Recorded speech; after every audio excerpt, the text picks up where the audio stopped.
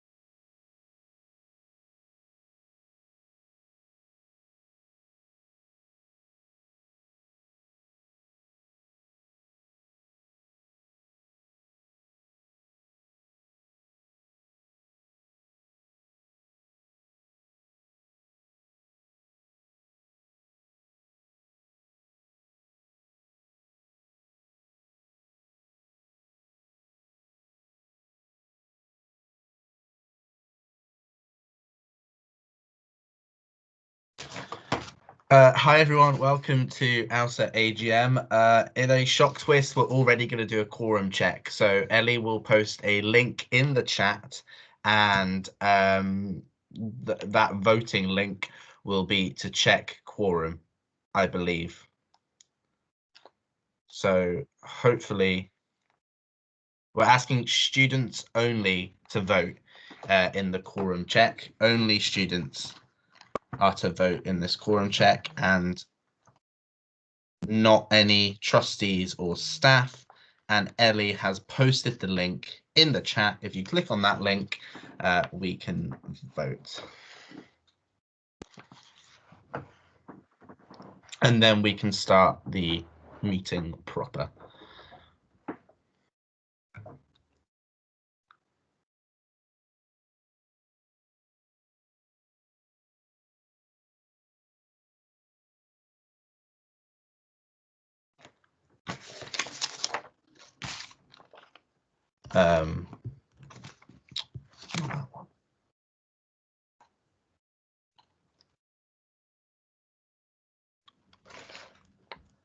Someone's got their hand up, George.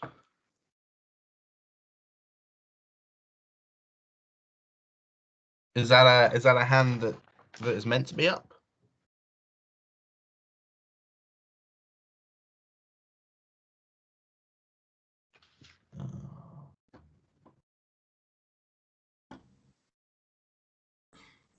So Ellie posted the link in the chat. Hopefully you've all voted in our quorum vote in the chat. Just waiting to hear the results of that. And I don't know if... Oh, I can do it.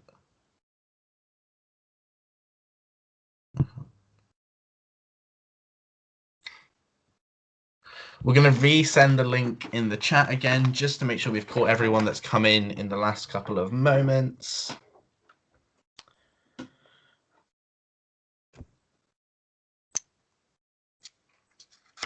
And we'll wait a minute and a half or so for those results to come in.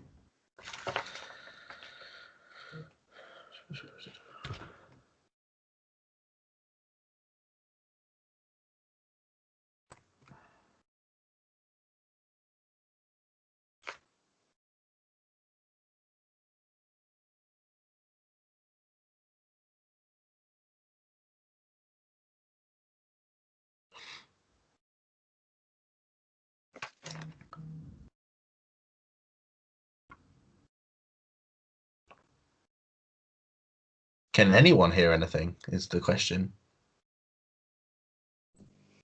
Yeah. I can hear you. Perfect. That's good. Okay, you don't all need to say yes. Thanks. Something that I should have checked to start off with. Yeah, if you can't hear, it's probably best just to come out and rejoin. There is a couple of people that are saying they can't hear. As well.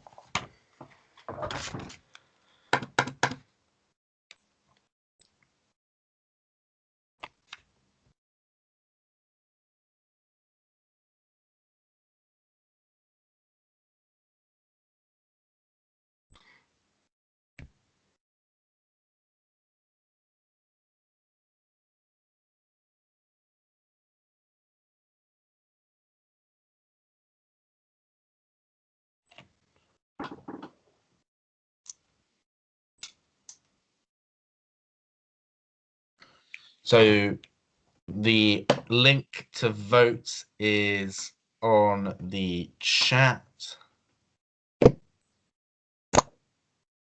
I think we've nearly hit quorum both on the call and there as well.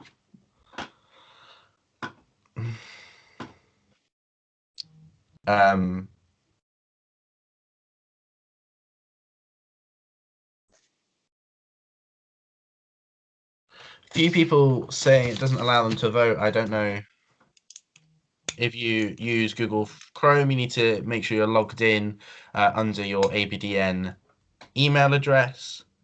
And yeah, if you can't vote, make sure you're signed in with your ABDN email address, and then we can get going as soon as someone tells me we can.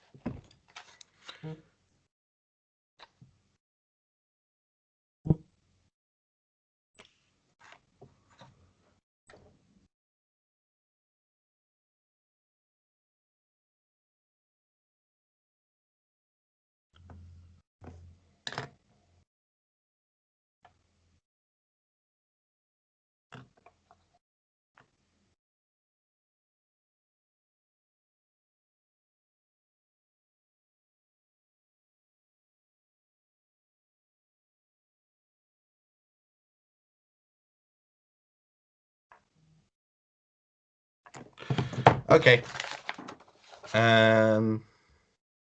Let's do this. Okay, so welcome everyone to AGM.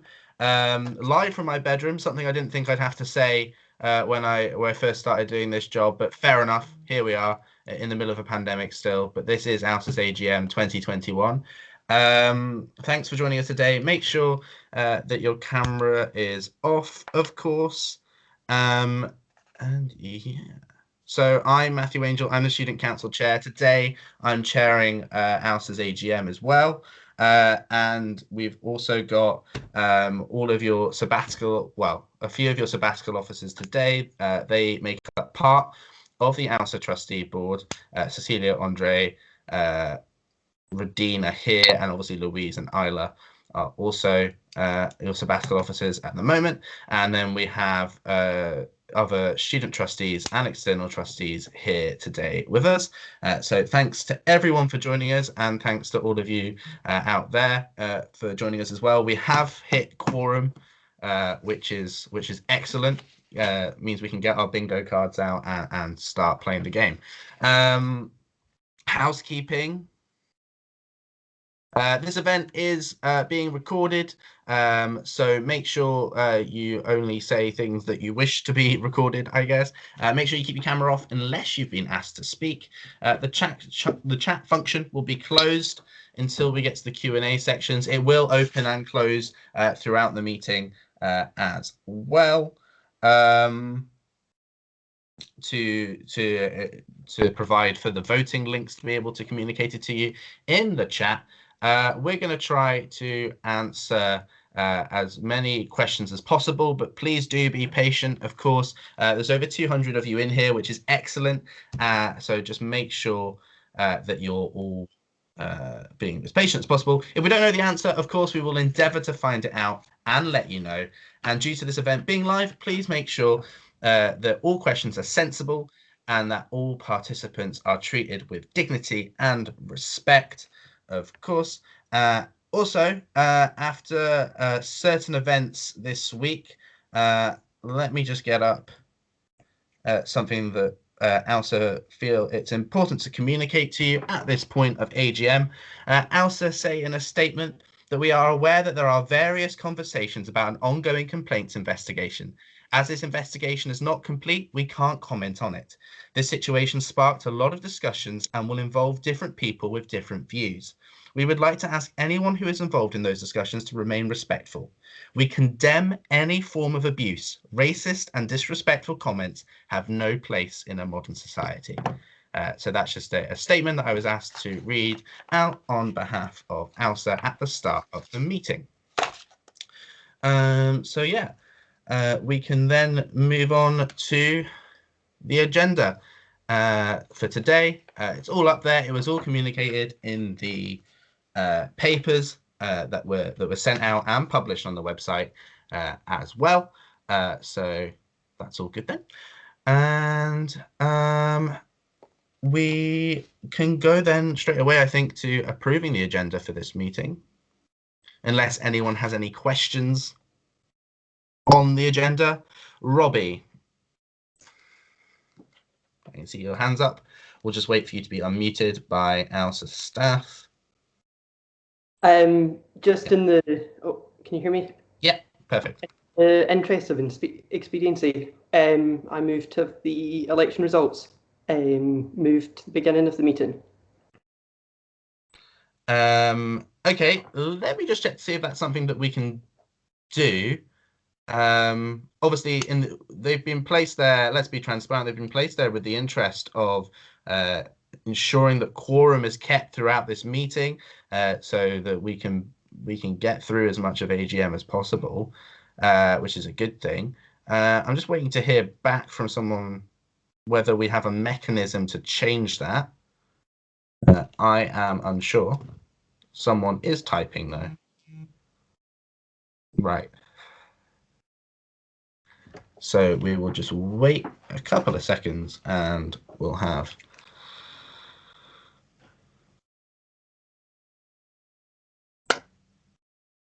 a response for you.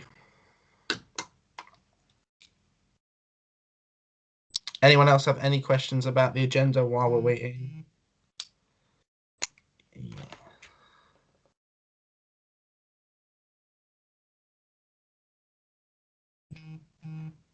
Just waiting on response.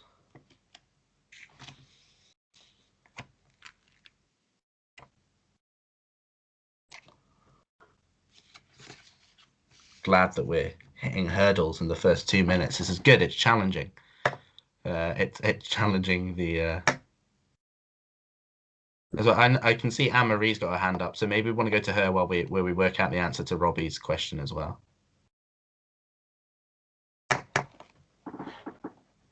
Can we? Hi, yeah. It's Hi. just asking alternatively, how long is this AGM scheduled to go on for? That's an excellent question. AGM is scheduled to go on for 2 hours, but you'll notice it's already 4:30. So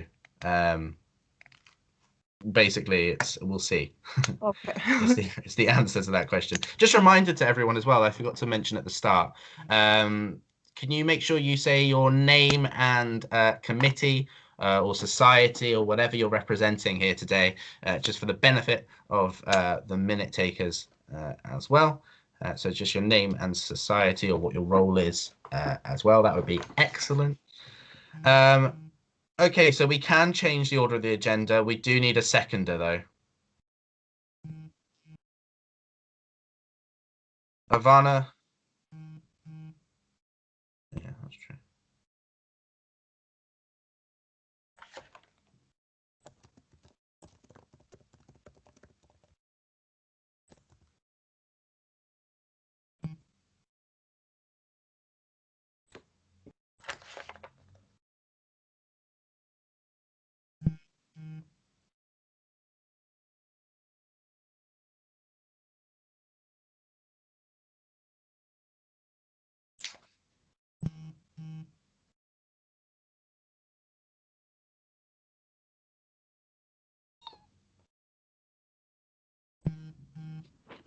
Sorry, do you want me to speak on seconding it or? Yeah, sorry, I'm just waiting for. There is contesting opinions here as to what to do. I'm just reading through. Then we can get on our merry way here.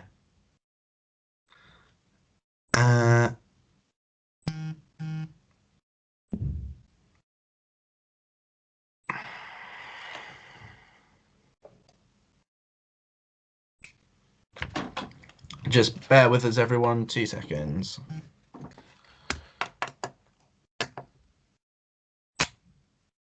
The issue is because we're doing this all. I suppose the issue is because we're doing this all online. We had prepared the presentation to go in the order of the agenda. So if we were to.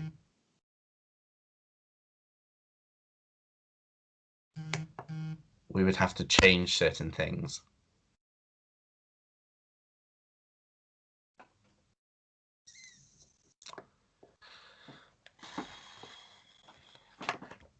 and we'd have to set up the vote, of course, as well. So that'll just take us a couple of minutes.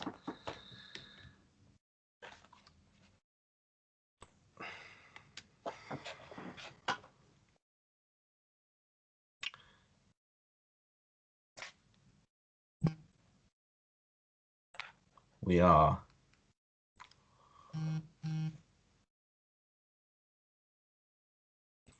So just a reminder of the agenda as it stands at the moment. That's the first slide.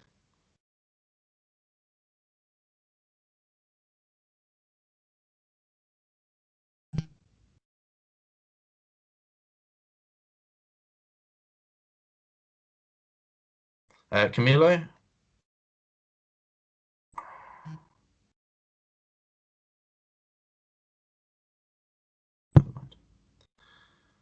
Okay, yeah, so these are the two slides that describe the agenda as they are at the moment. Are we going to, have we got a vote ready to vote on the proposal that Robbie suggested in amending the agenda so that sabbatical officer results were delivered after the approval of the agenda?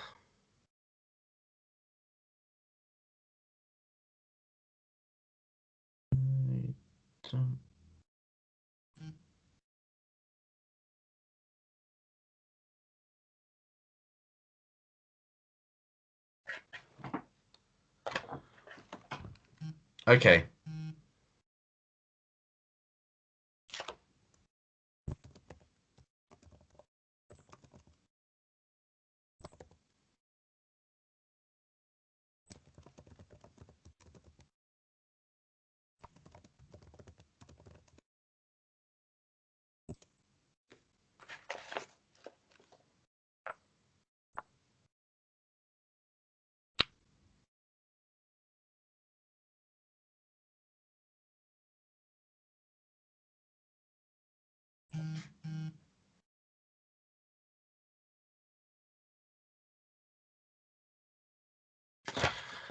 Okay, so the vote's ready.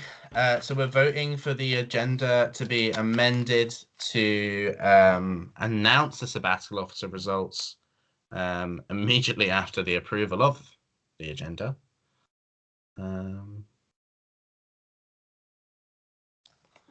Yeah, classic AGM already. Chat's open and the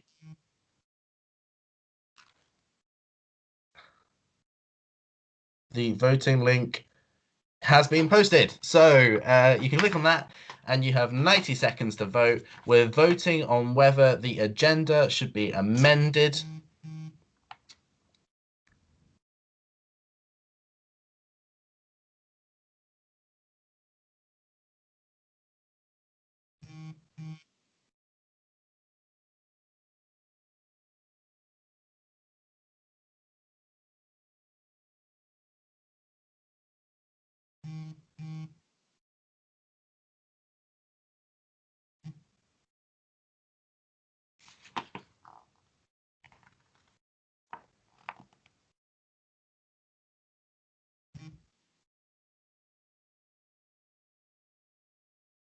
I understand there are some problems occurring.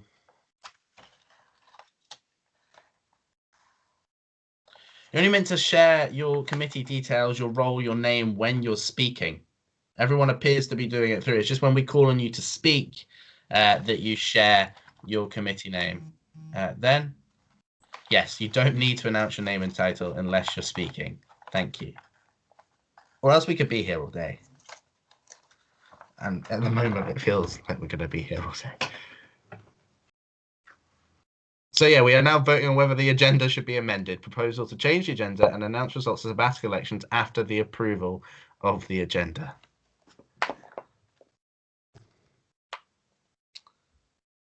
And then I will have the results of that for you coming up.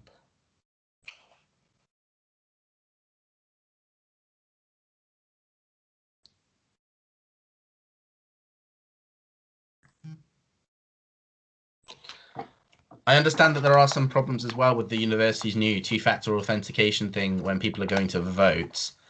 That's something that depends on, I believe, your phone browser and if you followed the instructions in the university's email over the past couple of months as well.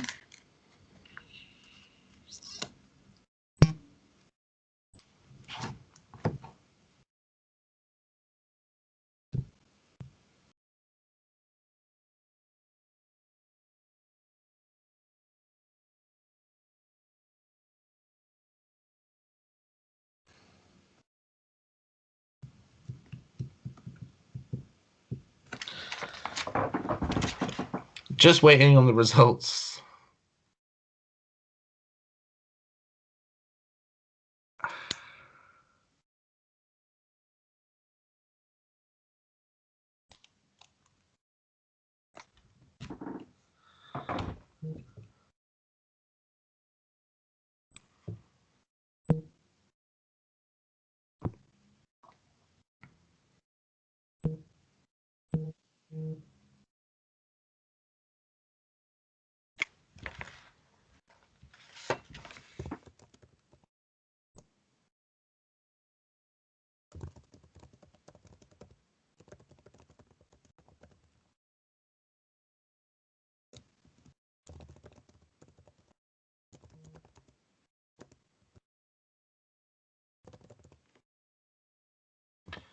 I'm just confirming.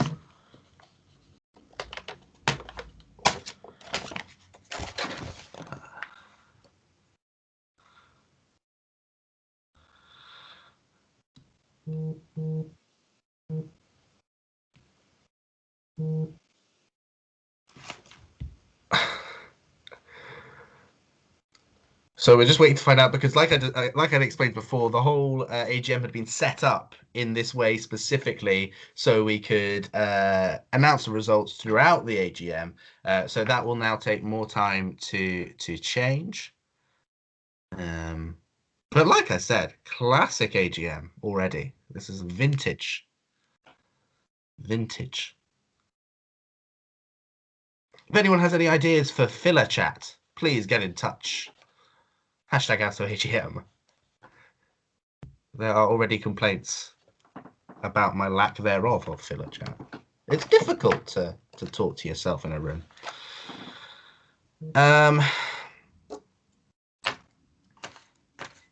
Okay, so again, I'm waiting. I feel like once we get past this one hurdle, we're on the home straight after this. That. Yes, okay, so the vote passes. The agenda is amended with 96 for, 57 against, and 36 abstentions. We are amending the agenda. I therefore need to wait for a new PowerPoint to be emailed to me, upload that onto Teams, and then we can present the results of the sabbatical elections as well, unless... Yeah.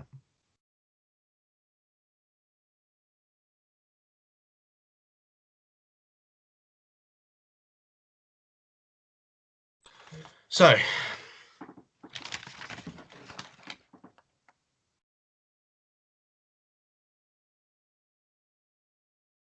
we are currently amending the agenda. Okay, and now we can have a vote to approve the new amended agenda, the agenda as amended, if you will.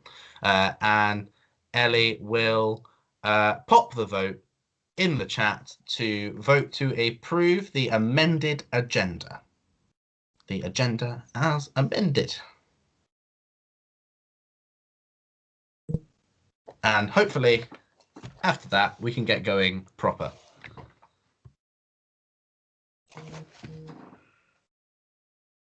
Okay.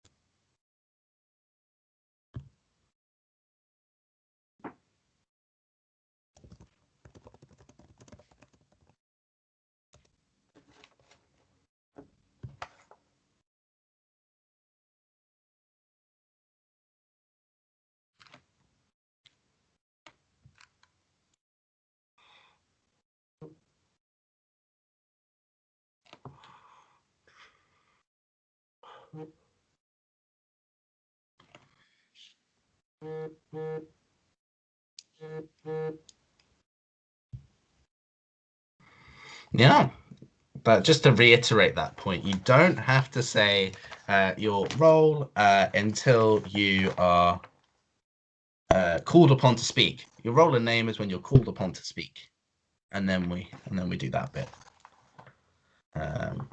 Yeah. I feel like we prepared very well for everything else apart from this bit because of the agenda.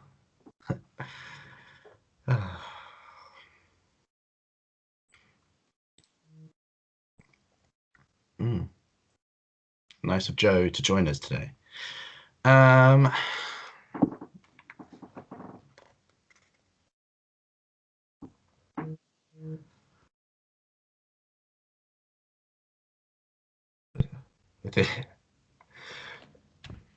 So I'm waiting on the results on the vote to approve the amended agenda, the agenda as amended.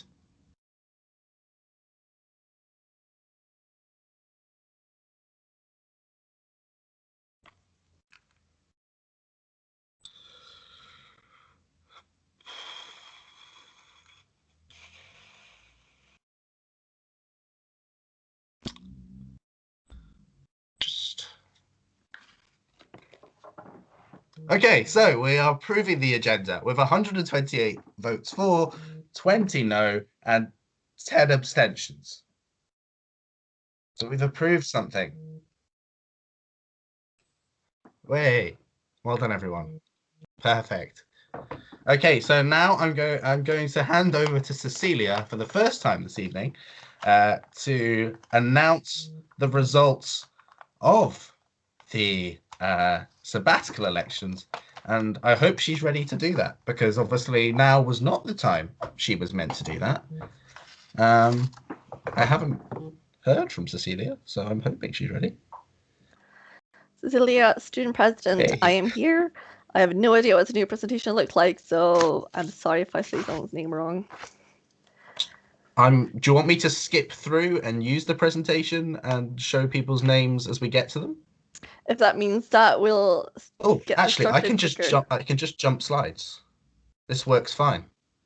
Thanks to Elsa's presentation thing. This is all good. Right. Okay. That's just the first one. Can you see that? I can only see the agenda. There we go. So, sorry, Rad, just for efficiency's sake, I'm just going to be announcing all of them at the moment. That's one. So That's our fine. first... That's okay.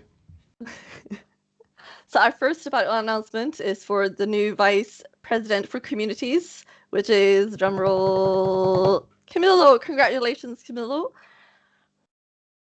I'm sure that you're super thrilled and that your friends are messaging you now how proud they are. Did that come up on the screen? Yes.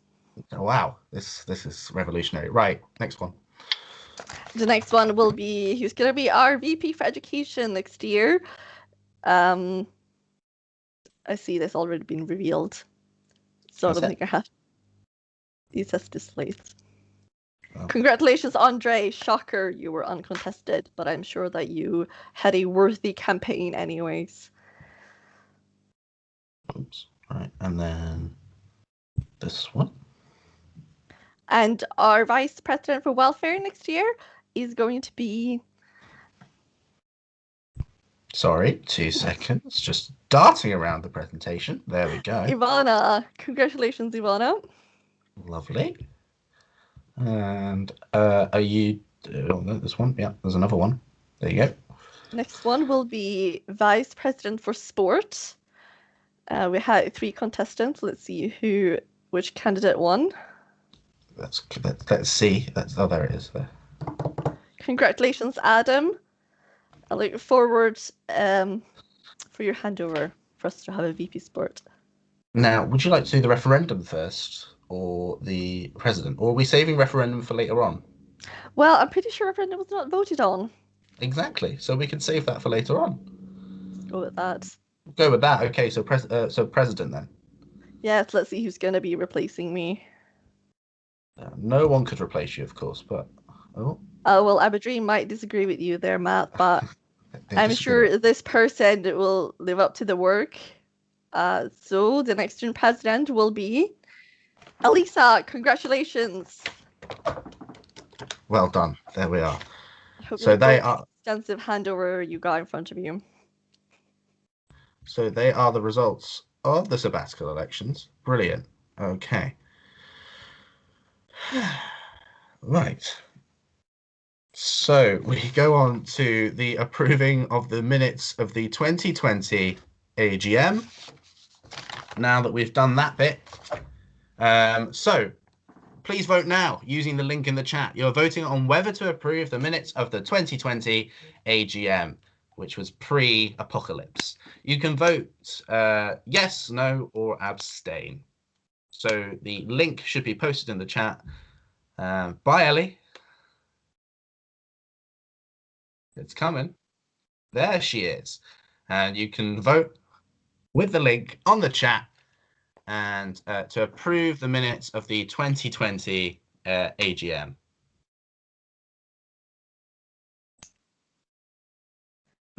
Just let you know the link is not working. Yeah.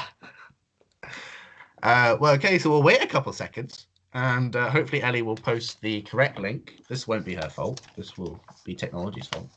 And then we can get the correct link and we can vote. There we go. That's the correct link. I caught her off guard, I think. So yeah, that is the correct link for voting to approve the minutes of the 2020 AGM. If you cast your mind back to February 2020, when I believe it was. A completely different world where we all gathered together, which, you know, novel.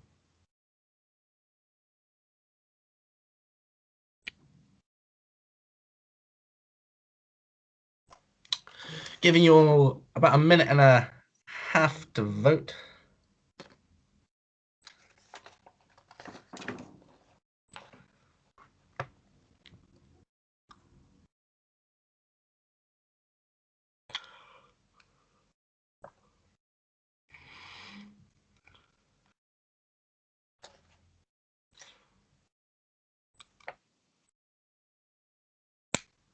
It's a relief to us all. The minute should provide a nostalgic memory of what the world used to look like, where people could complain at an AGM in person rather than just to a screen, and the chair didn't have to fill awkward silence.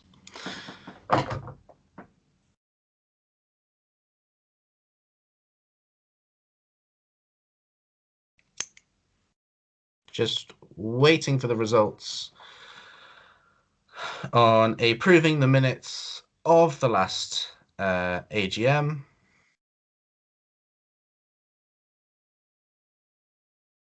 Yes, let's keep quorum.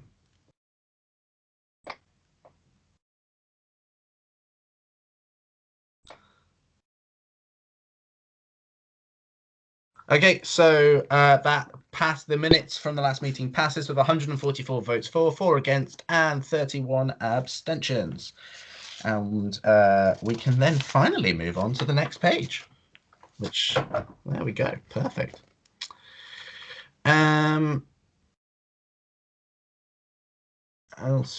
account. So it's time to look at AUSA's accounts from the year to the 31st of July 2020. Cecilia, it's back to you. Beautiful. Cecilia, well, Mr. President, I'll try to not make this too monotone. But so the trustees of AUSA have certain legal and other obligations to prepare accounts for the organization and have them audited. These obligations arise from the Education Act, Scottish Charter Law, and AUSA's own constitution and the funding agreements with the University of Aberdeen. AUSA prepares its annual accounts for a 12-month period to 31st of July each year and has them audited by an independent firm of auditors. The latest accounts were prepared for the 12-month period to 31st July 2020 and were formally approved by the Trustee Board in November following the annual audit process. The full documents have been available on AUSA's website since then. As members of AUSA and in the interest of transparency, you have the right to be able to have oversight of the financial situation of AUSA. As I mentioned, the full document has been available on AUSA's website for some months now. As it's around 40 pages long, I don't intend to go through it in detail, but we'll give you some highlights over the next few minutes. However, if you have any more detailed questions on accounts, I recommend that you email me afterwards and we can get back to you. But you can also ask later on once we start the Q&A bit. Matthew, would you mind changing the slide? Of course. Thank you. So before I start, we're highlighting that as a Scottish charity, AUSA needs to comply with certain accounting requirements laid down by law. We need to account for our income and expenditure in two different ways. First, with unrestricted funds, which trustees can choose to spend these monies on whatever they choose, subject to overall restrictions in the constitutions. This is effectively known as our day-to-day business.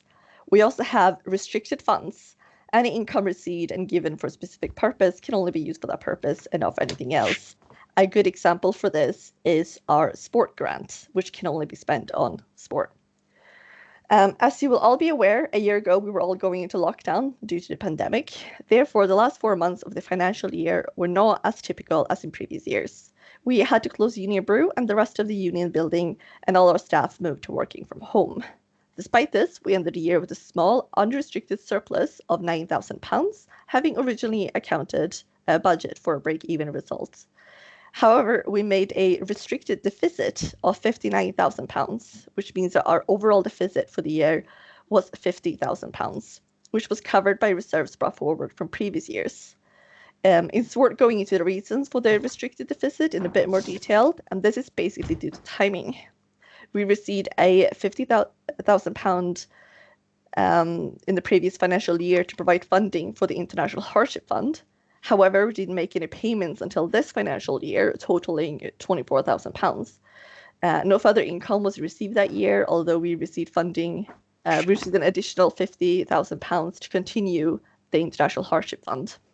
We also carried forward a large balance of RAG money from previous years, which the RAG committee paid out as charitable donations of £42,000. Our core funding received from the University of Aberdeen was £765,000. This has not changed since 2017 and remains the current level of our funding for this financial year. The university also provides additional restricted funding, which can only be used for buying time at ASV. So this is the sport grant that I mentioned. The normal grant is £160,000. However, due to the shutdown of ASV in March last year, only £139,000 was required. Sales at Union Brew to early March totaled £101,000 and were ahead of sales levels from the previous year, when AUSA first took over control of the Union Brew from the university. We were able to claim furlough grants for our Union Brew and sports staff, totaling £25,000 in the year, with AUSA continuing to top up the balance of salary to normal levels. Regrettably, due to the closure of Union Brew and the uncertainty of when it may be able to fully open again, it meant the stock value at around £5,000 had to be written off. Matthew, would you like to move on to the next slide? I'd like to do nothing more. Beautiful. That's it. During the year, AUSA paid out grants to its sport club totaling £45,000 and to its societies totaling £27,000. Some additional funding was also made available from Santander, which was used to compensate clubs and societies for any losses incurred because of the pandemic, such as lost deposits. Money collected from sports union and society union membership are used to fund core and performance AUSA grants, with additional funding of £29,000 received from the University Development Trust. Affiliation fees of £15 for sports union and £250 after VAT for society's union fees have remained static for some years, and these fees are used to fund grants back to our clubs and societies. Our core staff cost was £622,000, which represents around 81% of our core university grant. We were able to employ 12 students on a part-time basis in both Uni Brew and on specific AUSA projects. Our annual audit was carried out in October, and no issues or concerns were raised by the auditors to the trustee board in their final report, which is on page 18 to 20 of the document. We would propose that Messrs. Hedson Logi, sorry, I cannot pronounce that, Logi, be retained as auditors for the association for the further year, and we're intending to do this. Finally, our final position was relatively secure at 21st of July 2020, with unrestricted reserves of £283,000 and restricted reserves at £46,000. And that's it. Perfect. Thank you. Oh, and then we go back to you again for the appointment of auditors update. Oh, that's right. We were meant to have a Saab result in between. That's why I missed it. So yeah. So just on the auditors, the accounts for the year to 31st July 2020 has been independently audited by the Henderson Lodges mentioned earlier. It's a firm of chartered accountants, and we intend that they will continue as auditors for AUSA for a further year.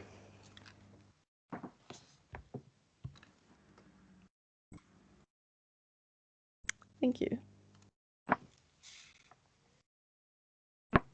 Oh wait, is it? Oh, sorry, me again. Oh, sorry, I thought you were still on auditors. Yes, back to you again for the affiliations. So I apologize for this. I'm like expecting the Saab results to be popping up between these slides. Same. Yeah, so our official affiliations with AUSA is as follows. So we got NUS, the Education Charity, which is £23,000. I can tell you that due to the pandemic this year, the fee has actually lowered. The Scottish Students' Sport, also known as SSS, at £6,000. And we also got BUCS, which is British Universities and College Sports, at £10,000. And these are our official affiliations. Okay, and then I believe we're going to Radine to plug some events. Thanks, Cecilia. If you missed at the start of the AGM, I don't know if we're still gonna, if Radine's there, ready to plug some events. Yeah, this is just very quickly. We have the AUSA Sports Awards on Wednesday, the 31st of March, and that's going to be at 7 p.m. And we also have the AUSA Societies Awards,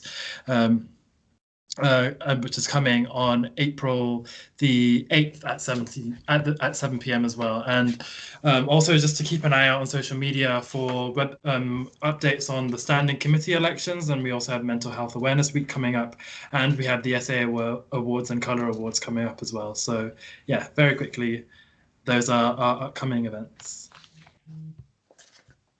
Brilliant, thank you, Radine. And then we skip through these bits. And because we already know, congratulations, Camilo, you are VP for Communities. And then we go back to Cecilia again. El Presidente.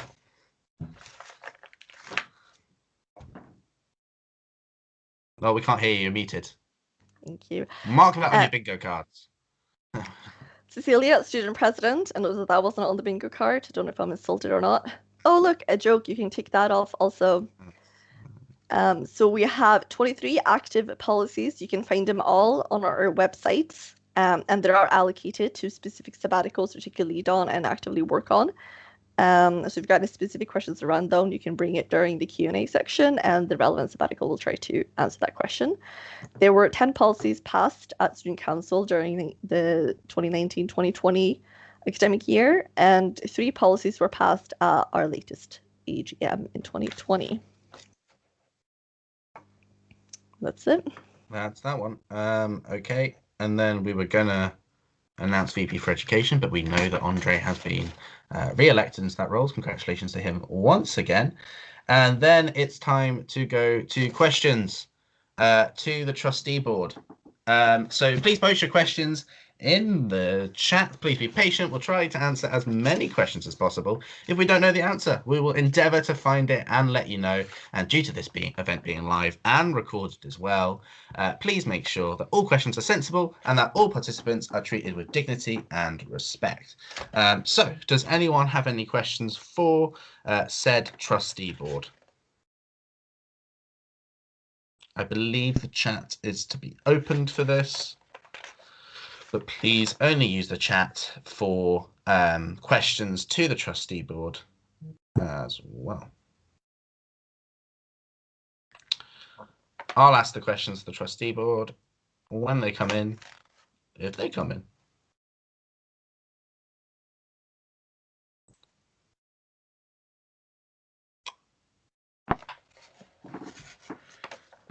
Any questions for the trustee board?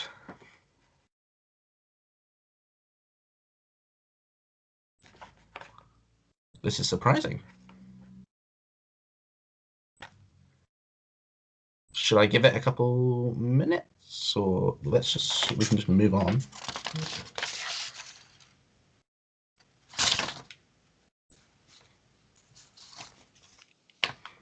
I mean, I don't know if that's exactly what we're looking for. Does anyone want to take that, or? But rather, we'd have questions for the trustee board.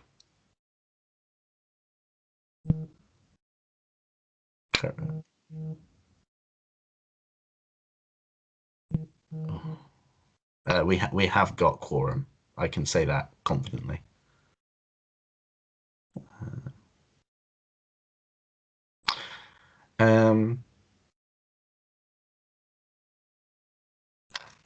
Okay, less on the sandwich side, more on the relevant questions for the trustee board. If you don't have any, I'm just going to move on.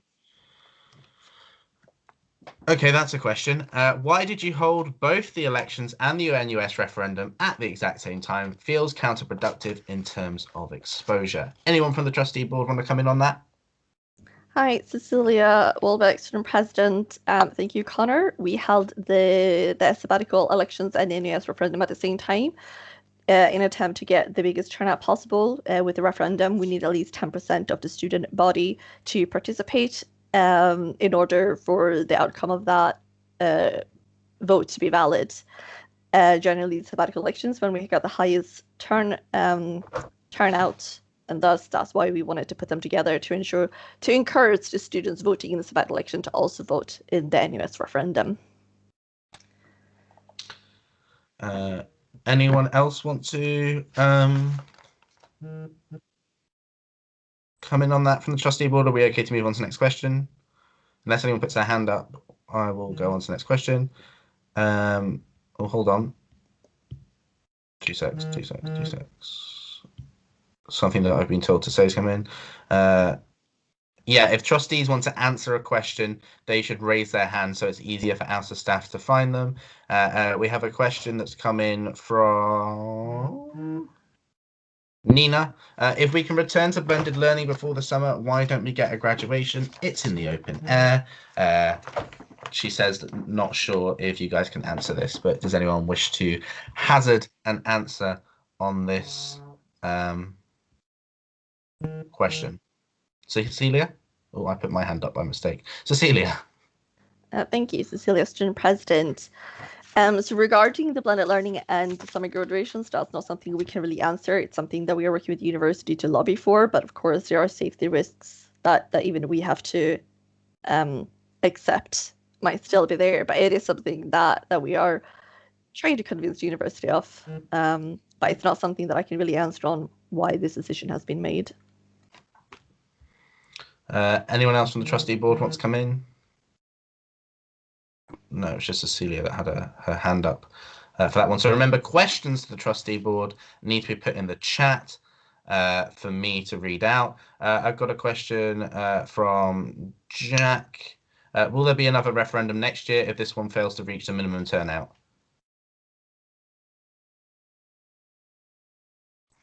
Cecilia? Cecilia, student president.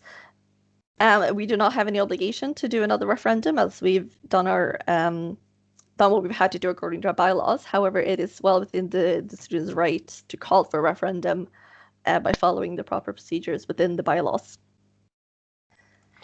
Perfect. Any further questions? Atar, can I see your hands up? But for questions, we want you to put them on in the chat at the moment, just to make it easier for AUSA staff. And just remember to say your committee name and committee when you're putting a question into the chat. We've got another question. This year, the participation at student societies was very low. What strategies would you recommend for the next trustee board to increase the number of students interested in societies? Anyone want to come in on that one? Raise your hand.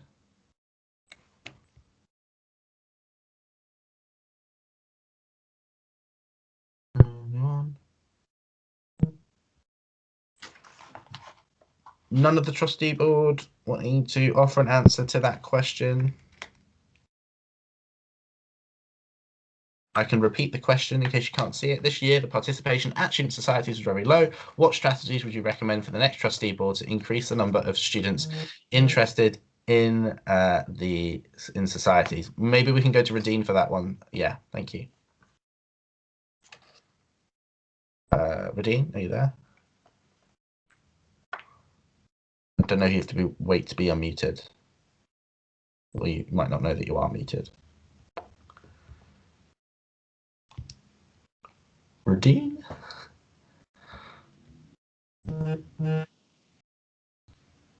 I'm trying to unmute you, but I can't. I don't know if AUSA staff can unmute you. Oh, not that one. I'm going back.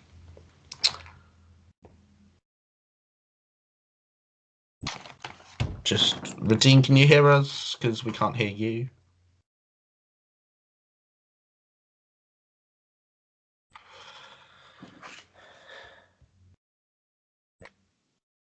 Apparently you can unmute yourself, but you've not done that.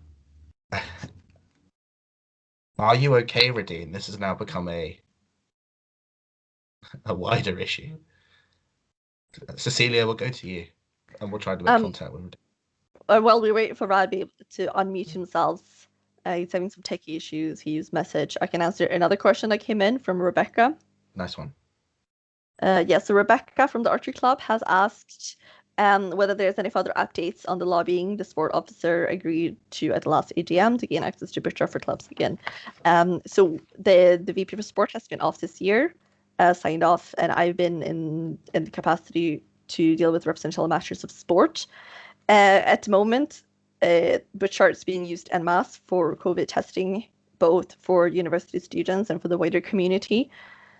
So I would say no, because that space is also expected to remain a testing center for the unforeseeable future. Brilliant, thanks. Radine, can we come back to you yet, or are there any more questions that people want to ask in the chat? Yes. Why did AUSA overtly defend the senior management team and criticize staff in the aftermath of the initial NDP no detriment policy Senate vote? That's from Jack Bowe, debater secretary. Cecilia?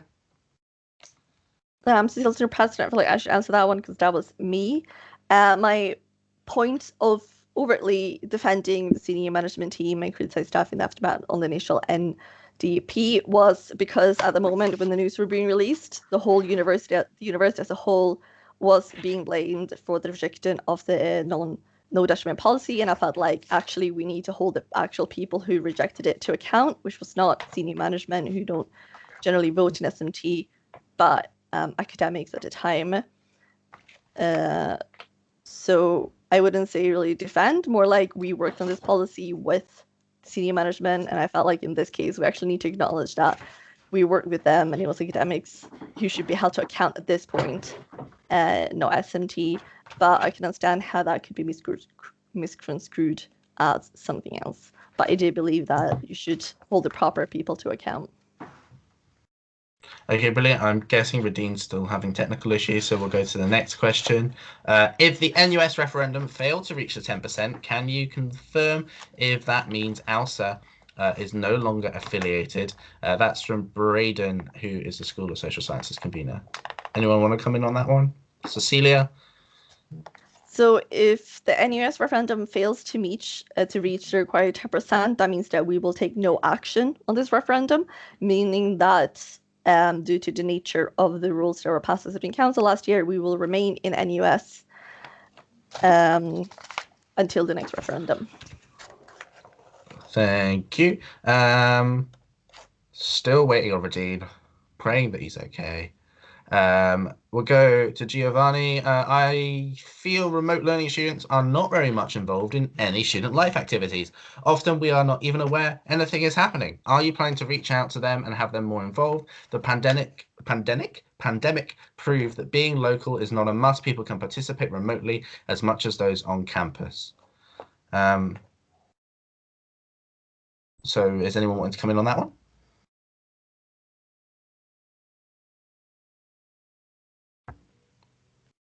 We've now lost Radine entirely. We'll go with Andre, though.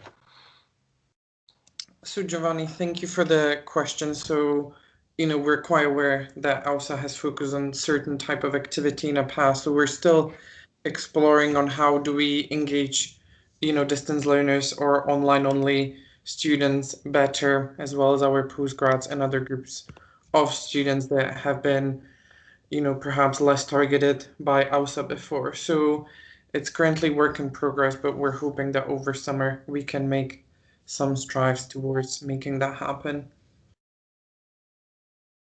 Thank you, Andre. Any more questions? We've lost Radine entirely now. Hopefully not forever. Rory asks, when she's president of the English Literature Society, what was the vote turnout for the Saab election? Cecilia? The vote turnout for the Saab election was 1,081 votes. Thank you. 1,081 votes for the Saab election. Any more questions?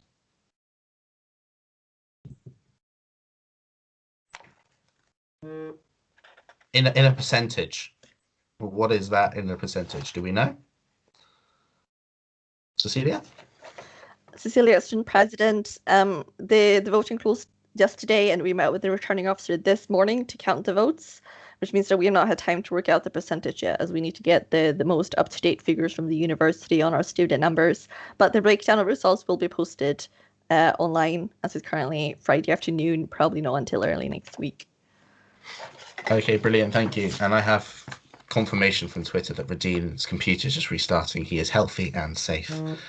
So that's a good thing to know. Talon has a question. It's disappeared. There it is. It's back. Most events seem to be centered around pubs and clubs for societies, for example. I guess he's asking on behalf of mature students what there's going to be for them, I'm guessing.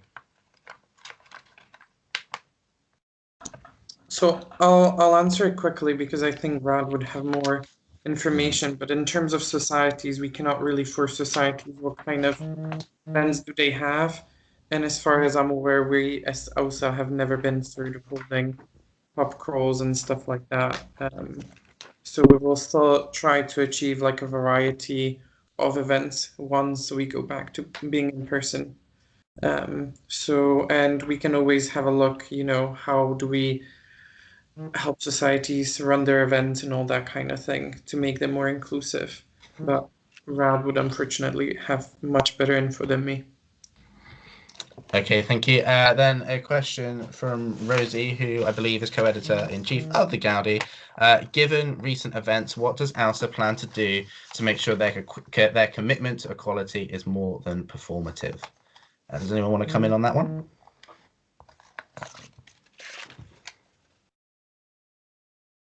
Anyone from the trustee board want to pop their hand up and answer that question?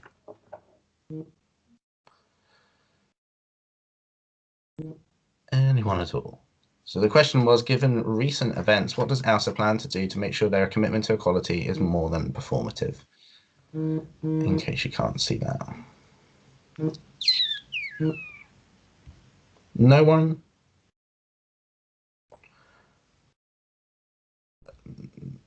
Anyone at all from the trustee board? This is...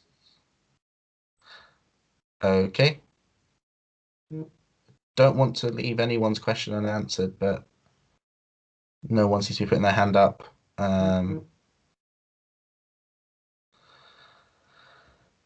Anyone at all? Yes, Celia? Yeah, Cecilia, Senior President. So both the questions that have been missed so far is all within Radin's area. We're trying to see if he's coming back on. We can try to answer things. I should also clarify that I am an outgoing sabbatical, so I cannot make any guarantees for next year. Not too sure. I'll also be happy that I said that. But as soon as Radin comes back on, he'll be able to answer any questions that's been missed that falls under his remit.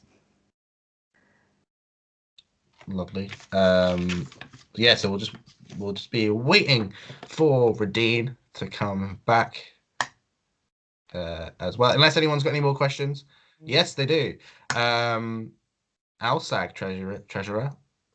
Over the past year, it's been really difficult in getting people to actually turn up to events. Do you have any plans to help societies get more exposure for events until we can meet in person? Anyone from the trustee board? Pop your hand up. Again, I feel like this is a Radin questions about societies, but I'm seeing nods.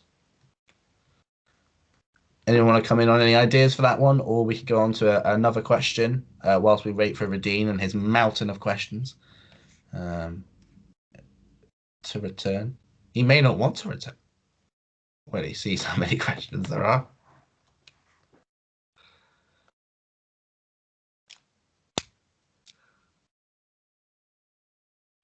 No more questions? I mean, now it's just, oh, there we go. Perfect. Yes. Given last year's intention to reduce Gaudi funding, what plans are in place for the future of funding to subsidise student groups like the Gaudi, ASR, and Granite City TV? Anyone want to come in on that one?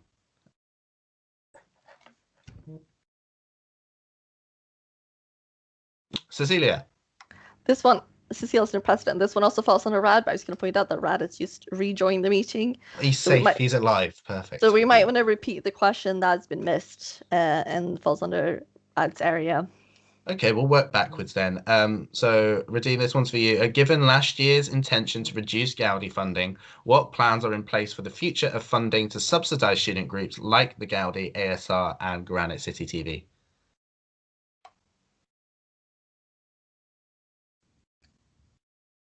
Sorry, could you repeat that? Sorry, I had my audio.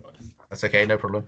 So, given last year's intention to reduce Gaudi funding, what plans are in place for the future of funding to subsidise student groups like the Gaudi, ASR, and Granite City TV? This issue is something that's going to be ongoing. I think it will largely depend on what the future Saab team will decide on. But I think right now we have opened up the notion that student groups will be, although being financially independent, does not necessarily mean they will not be getting support. And we'll also be working with them to change the bylaw and look at a sustainable way of funding more long term. I think one of the issues has been that there's been an over-reliance on Saab teams year on year to either be on the Gaudi side or on student group sides. And we want to look at a more long-term sustainable goal to ensure that all of the student groups are completely aware of what the funding opportunities are that are available, not just from AUSA, but by the university, and that is made clear to all student groups that will be applying. So yeah, this is something that's not going to be done overnight, but it definitely is something that is on our radar and we are trying to solve so that it doesn't have to keep coming up as an issue every year.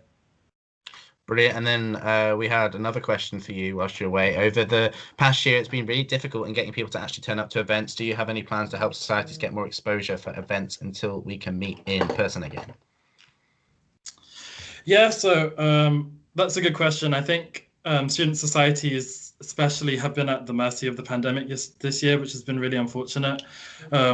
I think we're hoping to get more students back to more face-to-face activity as restrictions are lifted and guidelines are eased.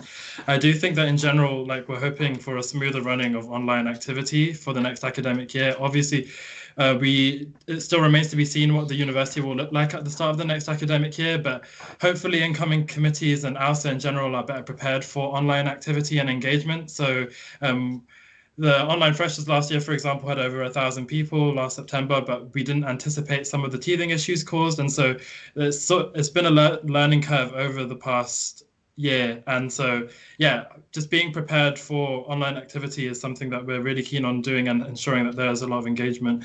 But again, we are still sort of at the mercy of the pandemic, and a lot of activities, unfortunately, just can't function in the same way. Okay, perfect. And then a question that I believe is under your portfolio as well. Given recent events, what does AUSA plan to do to make sure their commitment to equality is more than just performative? Yeah, that's another great question. That falls under both Louise and I have been doing work on that. So I've been doing a lot of work since last semester in terms of trying to implement particular strategies in terms of race-specific counselling and other issues that I don't feel like can be solved necessarily by performative action. This is something that has been going on long term. I'm sure if you haven't seen already, but like with the university speaking about the listening sessions and other issues such as that, I think, quite frankly, that this is not something that can be solved within a single sabbatical term. It's something that has to be done on a systemic level and requires a lot of lobbying, but also a lot of consideration in terms of like staff members of color and also students of color. So I think I know that isn't the answer to everything, but it is really something that I am very passionate about, and I know that a lot of other staff members of colour are really passionate about as well behind the scenes. Thank you. And also, this could be for anyone, I'm not sure. We were made aware during the Senate meeting in February that certain members of staff were blatantly disregarding the presentation about race equality and diversity in the university, which is quite offensive and reflects badly on the university attitude to race equality, I'm guessing. Of course, the meeting was overshadowed by the no detriment policy vote, but I want to know if any steps have been taken against those staff members. I think Andre's got his hand up.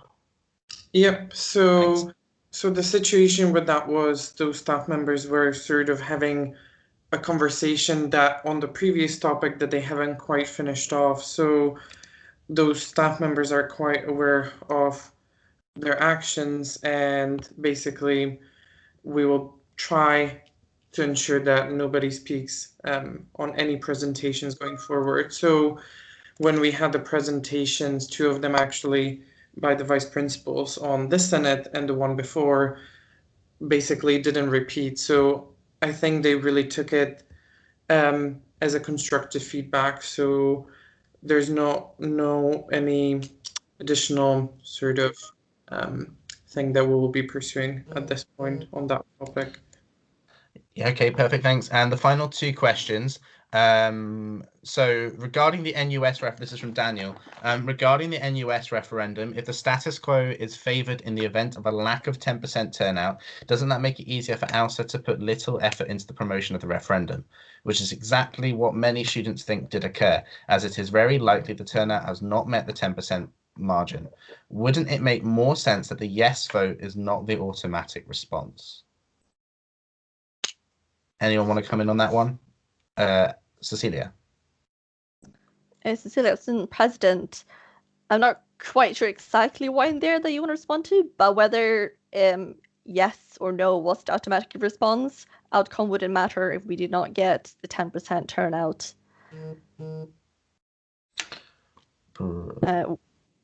It does also, I should probably mention, it's the standard for all referendum votes, status quo. We did reference it with other associations that held referendum in recent years to make sure that we're not out of line with the rest of the sector.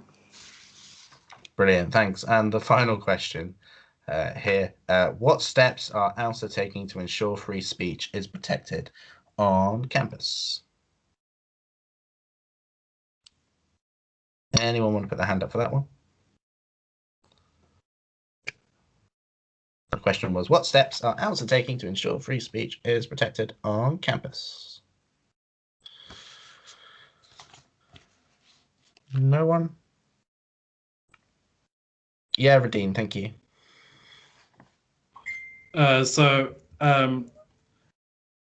We believe it already is being protected on campus as far as we're concerned. Obviously, this is an ongoing conversations with different universities, but people are free to say whatever they want to say, but they should also be willing to accept the consequences of what they say.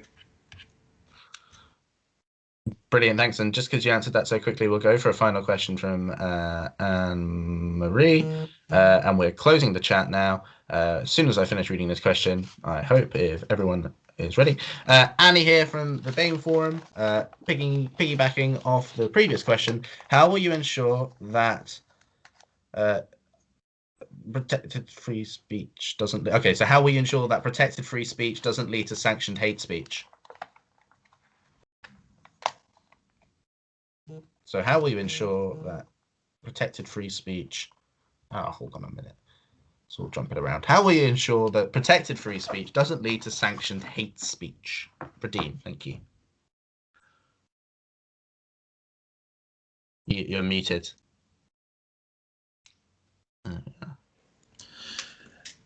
Yeah, and that's something we're aware of as well. And again, part of free speech, as people put it, is that, again, people are free to say what they want to say. That doesn't mean there are not going to be consequences for things that people say. So, yeah, free speech does not necessarily entail that hate speech is justified. Brilliant, thanks. And just sorry, there is another question that I ignored, so not deliberately, of course. But what does AUSA have in place to secure the future societies that have faced significant membership challenges? Obviously, due to the ongoing pandemic, many societies are seeing heavily reduced numbers. Anyone want to come in on that one?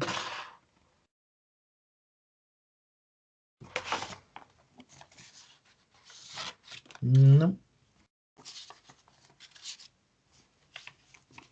No one at all.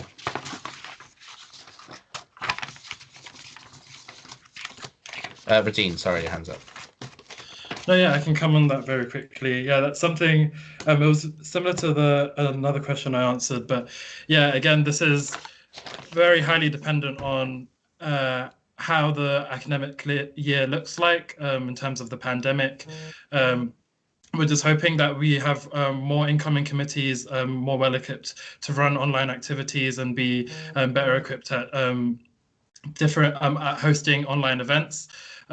This is something that we're hoping to develop as the rest of the year goes on, and it's something that we have developed since there are resources available on the website in terms of hosting online events. Now, again, this is what we're ideally hoping for, is that we can get students back to more face-to-face activity when restrictions are lifted. So that will highly depend again on the outlook of the pandemic and if we'll see any improvements. Okay, brilliant. So that brings to an end our trustee board question and answer session. We now move on to the motion. Oh, skip these ones. Already done that. Motions. So student activities exemption of deadlines due to pandemic. Following any discussion on this, a voting link will be put in the chat and you can vote yes, no, or abstain. The proposer for this motion is Radine. So if you want to introduce it, go for it. Yep, just a second. I'm just putting it Yeah, up. no problem. Sorry.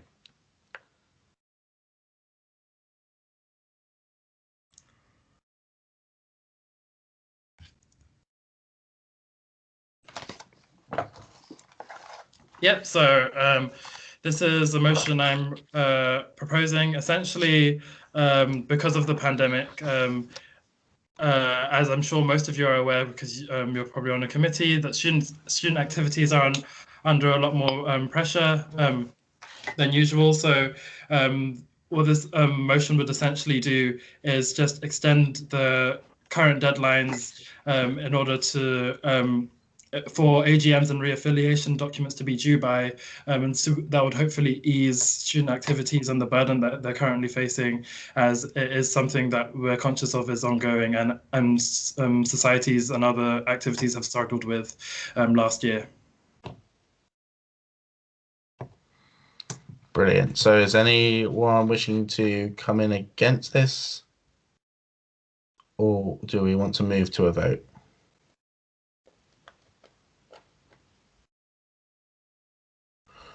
Anyone wishing to speak against this motion? Someone's got their hand up. Where is the name? Daniel, is this a speech against the motion? You can unmute yourself now, yeah. Hello. Hi, is this a speech against the motion? This was actually a question, if possible. Yeah, of course. Cool. Yeah, it's just given this. I read through the motion earlier, and it seems to be that it obviously it's a pretty good motion in my opinion. But one of the points on it was that the societies or sports had to submit in writing that they wanted this extension rather than it just being an automatic thing. Which is like, and you know, I mean, I can see that, but do you think it's maybe difficult for that to be the case? I know that it's not exactly a terrible hurdle, but do you think that maybe it would just be better if this was an automatic way of going about it rather than it being something that they need to write in for? That was it. Brilliant, thanks. Everton, you want to come back on that?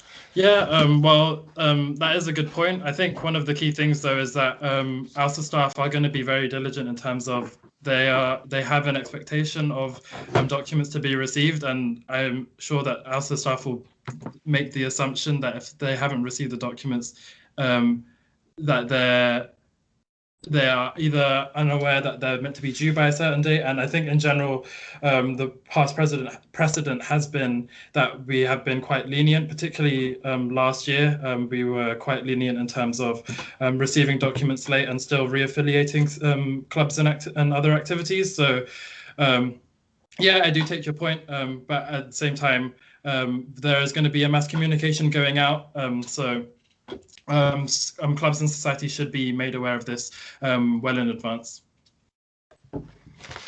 Thank you both. Any more questions or speeches, or a initial speech against this motion?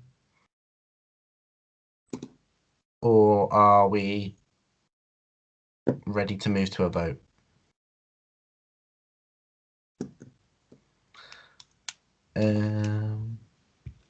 Anyone want a second or propose, sorry, a move to a vote?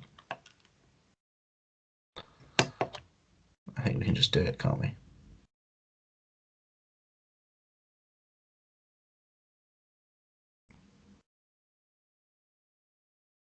Someone. Yeah, we're just moving to a vote then. So we'll pop the voting link in the chat. Same as before, you'll have 90 seconds, or around 90 seconds, to vote. This is on the motion titled Student Activities, Exception of Deadlines due to a Pandemic. You can vote yes, no, or abstain. And yeah, 90 seconds.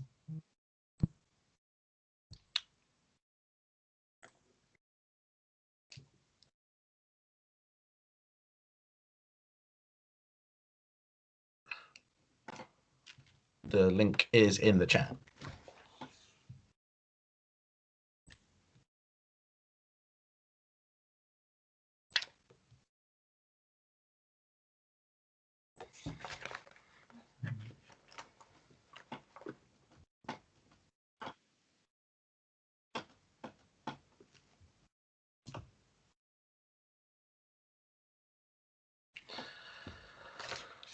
Just waiting for you all to vote. The link is in the chat. We're voting on the motion, student activities exception of deadlines due to the pandemic. I don't know why I can't say pandemic. I've been saying it enough the past year. The link is in the chat. You can vote yes, no, or abstain.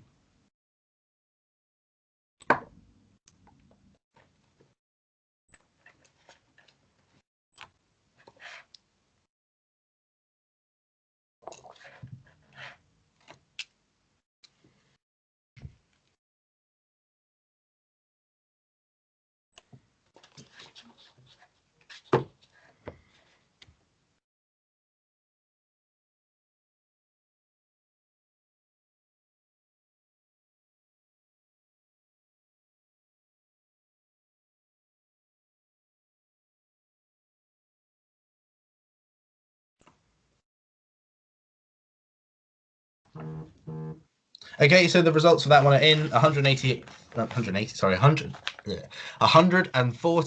for, 3 against, and 11 abstentions. So just to read that again, that motion passes with 148 votes for, 3 against, and 11 abstentions. So the motion passes. There we go. We're on a roll now, people. Then we move on to bylaw amendments. Remember, bylaw amendments need 2/3 to pass. We'll just skip this bit. Yeah. So a bylaw needs 75% majority to be carried. There's 2 proposals for bylaws today. The voting link for each proposal, of course, will be in the chat following any discussion. We go first then. Sorry, yeah. We go first to Cecilia for the sabbatical officer remit bylaw amendment. And thank you, Andre, for popping it in the chat as well. Cecilia? Yes, Cecilia, Mr. President. Thank you, Matt and Andre. This is a bylaw amendment to change the current sabbatical officer remit. It does affect a few of them, but mainly the VP for sport to be changed into VP for activities.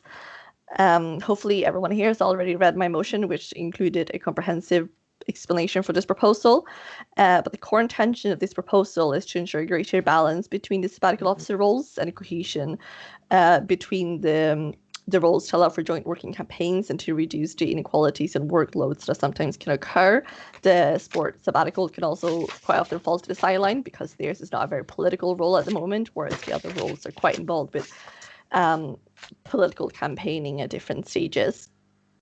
It'll also give greater support to societies by having a full-time paid elected representative to lead the society's union committee, and furthermore, to have the same elected representative lead sport and societies allows them their development in progress and to draw support for both activities. This means that when you go to university, you'll have one person understanding of the needs of both, and it means that they get equal consideration in a sabbatical officer, rather than that you have one sabbatical officer campaigning for a sport, and then you have a student left responsibility to campaign for the advancement of societies. Moreover, historically, not by their own fault, sports sabbatical officers have been heavily involved with operational day-to-day duties such as booking, transport, and fixtures. As I mentioned, the sabbatical role is political, and as there's not many political decisions to be made within sport, and I say that as someone who's been taking on the representative role within sport this year, admittedly in a COVID area, I've had to make one political decision so far, and that was on an ASV passport, which I worked quite heavily with the sport AUSA team with. So the intention by this is to actually by fleshing out this role and making more realized with more representational duties. They'll have more time and opportunity to campaign with a bigger, so to speak, power with behind them, as they'll be representing around 8,000-9,000 students from a range of activities. Another thing that this remit will be doing is we'll move the RAG committee to be chaired by the communities officer, as we are relieving that officer with some duties in this motion. I have done this in consultation with the AUSA sport team, the sabbaticals. I've also consulted the site union committee, the sport committee, and I also answered questions in an attempt to explained this to board presidents yesterday. Yes, and I'm not quite sure what else to say that's not already covered in the proposal. I also want to clarify that this does not come, if passed, does not come into effect this year. This would come into the next sabbatical election period, that is 22-23. Also, I also want to point out, now that we have the results of the VP for Sport, that they've actually supported this motion. You can find their name on our website. Perfect. Thanks, Cecilia. Does anyone wish to ask any questions to Cecilia about this bylaw amendment, or speak against this bylaw amendment? You can raise your hand now.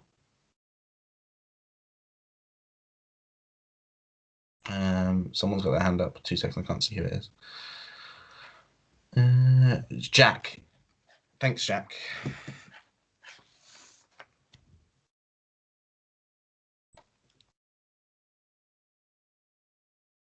Was Jack there? He had his hand up. I'm pretty sure. Or did it go away? Did you not want to speak? Oh, he does want to speak. Hold on, there we are. If you unmute yourself now, Jack, that should be possible.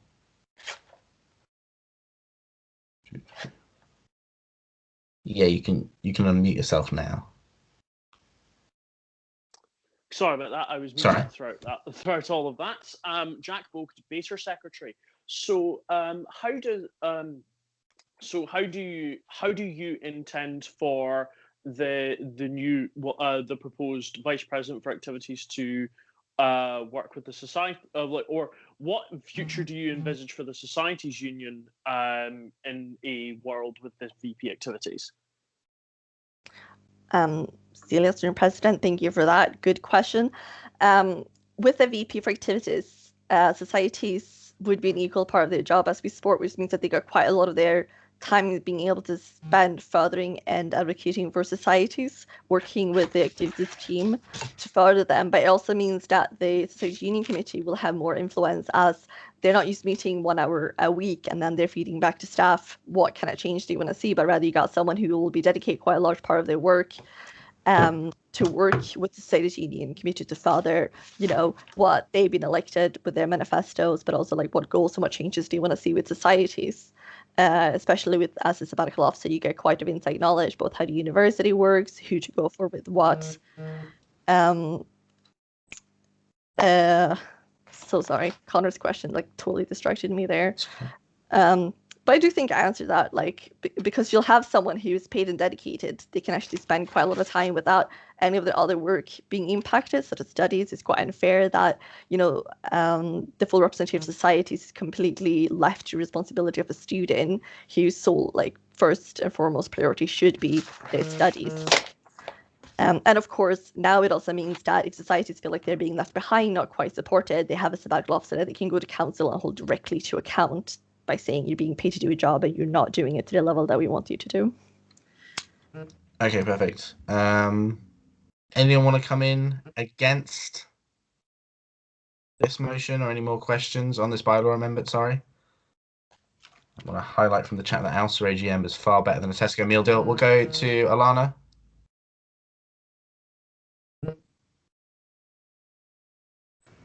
Hi, yeah, just another question. I was wondering if you could clarify, Alana, RAG Chair, sorry. I was wondering if you could clarify how you foresee the change in the RAG Chair affecting RAG in the future. Thank you, Cecilia, Student President. Ideally, hopefully this will mean that okay, so Charlton. So with the communities taking on the role of chair, it means that you got someone paid doing this job. So once again, this massive responsibility doesn't fall onto an unpaid student whose first and foremost priority should be studying. We also got a staff member who helps out quite a lot with fundraising, and it means they'll be able to work quite closely with them on the fundraising aspect of RAG, of course. And just as now, they'll be very much reliant on having a committee that is passionate about the cause. I think the biggest point of this is, of course, that the sole responsibility doesn't fall on a student who should be prioritizing their studies, but this is actually falling on a paid elected representative who can be held to account and say that, well, you're not reaching out to societies, to clubs, to groups for these fundraising projects, you're not furthering the cause of this. But ideally, it also means that because they'll be part of the sabbatical team, that they can encourage the joint fundraising with societies, with clubs, with groups, forums, and etc. Because you're going to have sabbatical officers directly supporting all of these areas. Which of course will now happen with an activities officer chairing both societies and sport committee. Okay, any more questions or countering arguments? That's the word. Anyone? Harnham, was that a hand up or a mistake? It was a hand up. Harnham.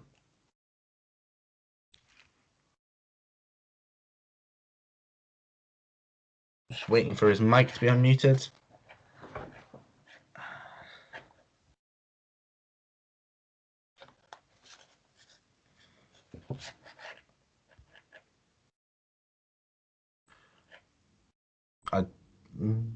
Harnham, if you keep your hand up until we've got you made a presenter, it makes it easier for AUSA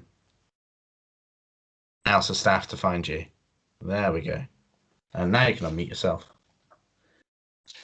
Hi, so my question really I think is aimed towards student president is, sport offers quite a large role, and sport suffered a lot this year without a sport officer being present. And I was just wondering if there's anything that anyone who's put themselves forward for this amendment or this whatever you want to call it, and so society is quite a lot of work. But if they're one role, wouldn't it be too much work for one position to be doing?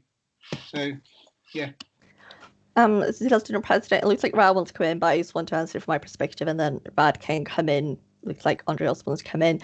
I think a good thing to use acknowledge is that when it comes to societies and sport, a lot of their support needs are operational. Sport specifically is about booking training times, fixtures, and etc. Setting up for competitions, liaising with boxing triple S. That's mainly done by staff. You alluded to sport suffering this year for the lack of VP sport. I've not heard of this yet. Harnham, you're on the sport committee. Maybe this is something we can raise at the next committee meeting, because that's concerning.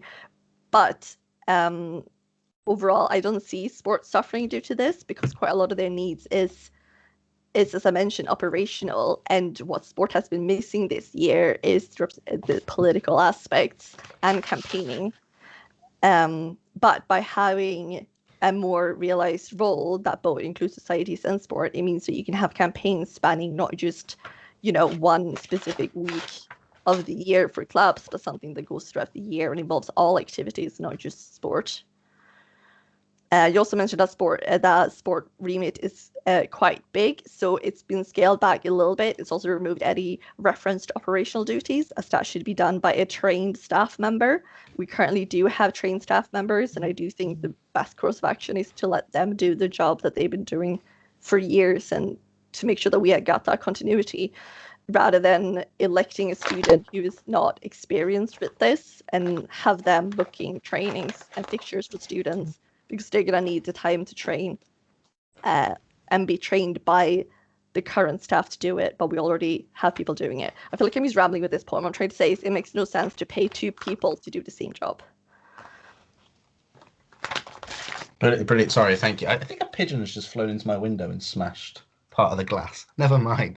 But we move on. We'll go to Radim. In this, I think he's got an opinion he wants to say. Yeah, I can just add on to what Cecilia was saying and respond to Harnham's question. A large part of this bylaw amendment is to rebalance the roles. So as Cecilia's pointed out, a lot of the things that are listed in the sports VP's role are operational stuff that is being handled by staff members already, and we also don't want to put that operational pressure onto a sabbatical officer who may not necessarily be trained going into the role. Another key thing is that as a communities VP who has to be responsible for societies on top of the other representative elements that committees have to be in charge of, which is local and national campaigns. This means that the communities VP currently is quite a spread out role where societies doesn't necessarily fit in with the rest of the remit, and moving that onto sport would balance that out a bit more. And also, since the activities team in AUSA work with sport and societies already, so they'll be working very closely with the same staff members that are working concurrently with societies and sports. So really it is reshaping the role to ensure that it is balanced, and it just makes a lot more sense operationally as well for staff members. Okay, thanks, Radine. Then I don't know if Harnum, you want to come back on that, and then we'll go to Andre. You can let Andre finish, and I'll come back. Okay, Andre. I have a really quick point anyway, but in terms of representation, it's what the sabbaticals are elected for. Sports sabbatical currently is on a very, very, very light end of the spectrum compared to the other four. So workload-wise, they have much, much, much less than the other Saab. Okay, thanks, Andre. We go to Harnum, if you want to come back on that. Yeah, I just wanted to follow up mainly what from Cecilia said, that she said that sports suffered this year mainly because from a political aspect, but couldn't you have said that due to the lack of the Vice President for Sport not being president this year, that's why they've been suffering, not because of anything else? You broke off a bit in the middle there, so I'm not quite sure what you asked. I can mention it again. You mentioned that, sports have suffered due to lack of political representation, but couldn't that be more due to the fact that the sports officer has not been here this year, or there hasn't been one? Or no, sorry, I meant the opposite. Like, they haven't been lacking in terms of political representation because there's not much political decisions to be made within sport. As I mentioned, I've been acting in the capacity for representing sports this year. There's not many opportunities to do so because most of what sport does is operational, doesn't require a lot of political decisions. The one, I will admit that I have had to make sport political decisions, and that was in terms of the ASV passport, in which I worked with the AUSA sport team, and then went to ASV and negotiated that would not become a thing for our sports students this year. So I was admitting there are political decisions to be made within sport, but not at all to the same extent as the other roles. Brilliant. Thank you, Cecilia. Any more questions or speak? Yep, there is. From Daniel.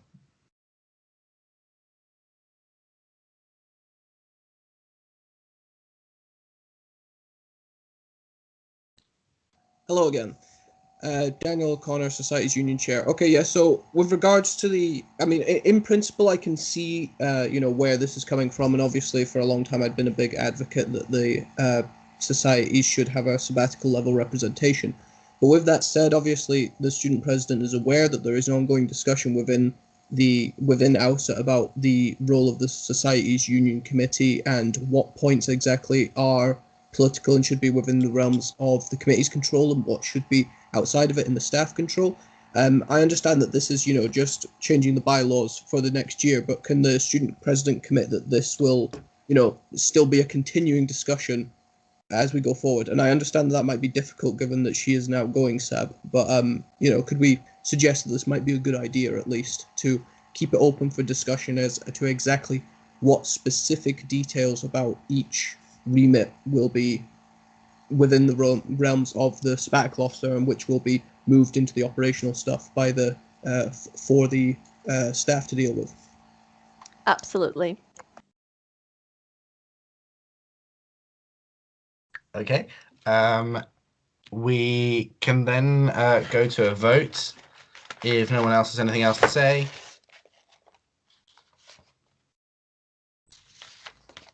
We'll just wait. I'm just waiting to hear if the vote is ready. And this will provide ample opportunity for me to see whether said pigeon is alive or not. Okay, so we'll move to a vote.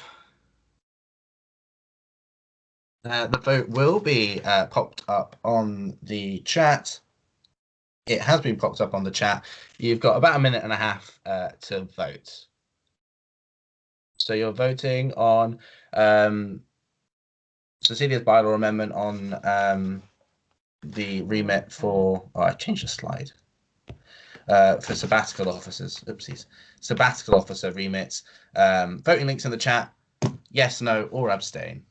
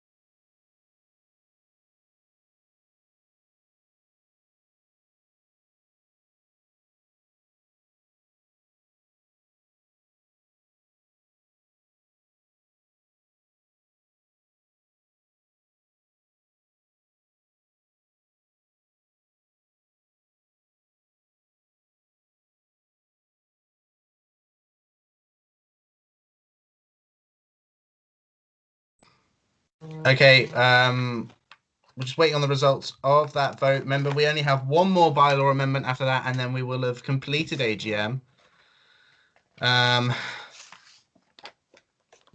Nice to see a few of you have completed bingo at this point, and I'm happy to announce that the pigeon was alive. I opened the window and it flew away. Pigeon not dead, alive. Can confirm that now.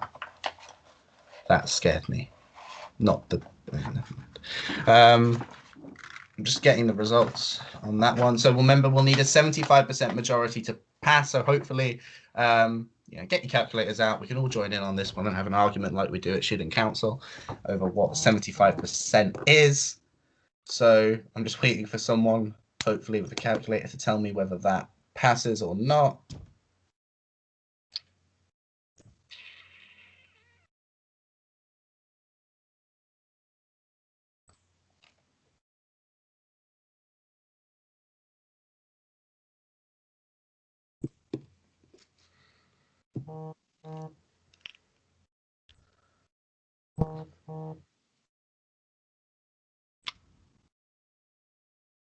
Just waiting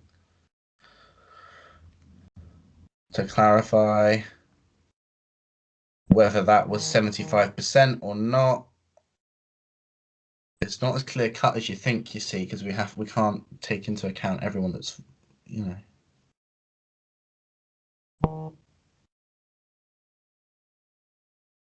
So just to clarify, we've definitely hit.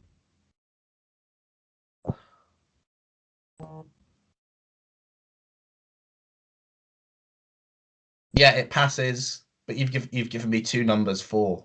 It can't be that. Can it?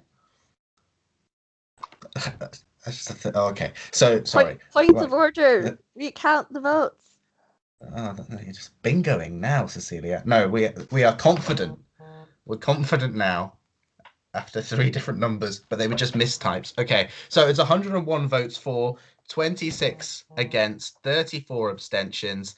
That means that this bylaw amendment passes because it goes past the 75% mark. And then we move on to our next bylaw amendment, our final item on the agenda, apart from announcing the results of the NUS referendum as well. We go to Andre for this one.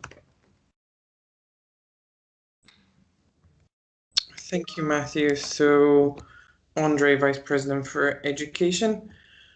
So this bylaw proposal, I posted it into the chat if you want to have a look, but basically I'm looking to make both a bylaw change and a constitutional change. So in essence, I'm looking to change the student council bylaw to be essentially open to all students. So it would be an open forum without any vote, elected membership. So it would be open to all members who are also members of AUSA. They can propose policies, they can propose bylaw changes, and they can represent themselves at this forum. It also streamlines a lot of the procedures that are within the student council to make it more efficient. So some of the things that we currently need to vote on would be passed through just generally with the documents through routine approval. Then we would have chair basically ruling on some of the things such as points of order, because they would be given the training and it would smoothen the processes. And also it would change the voting. So I would be looking to have all the votes in the same way. That means if it would pass on a student council, it would need at least 2/3 in support of whether it's a motion or a bylaw, or to fail, it would need to have less than 1/3 in favor of it. And if it's somewhere in the middle, it would essentially trigger an online voting system that would be available for a few days to all AUSA members. And it's essentially, to an extent, mirroring the system that they have at the Edinburgh University Students Association. On top of that, I seek to eliminate Bylaw 18 because I included the Bylaw 18, which is student policy, within this bylaw change.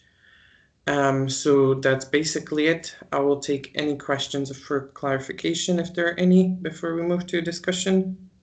And also, this would come into effect from next academic year, but there is still one council in between. So if there is something to tweak around the bylaw itself, I would be taking on any feedback and take it to the next student council if needed be before we implement it. Okay, so a reminder, this is the final point in the agenda. So does anyone have any questions or arguments against? Daniel.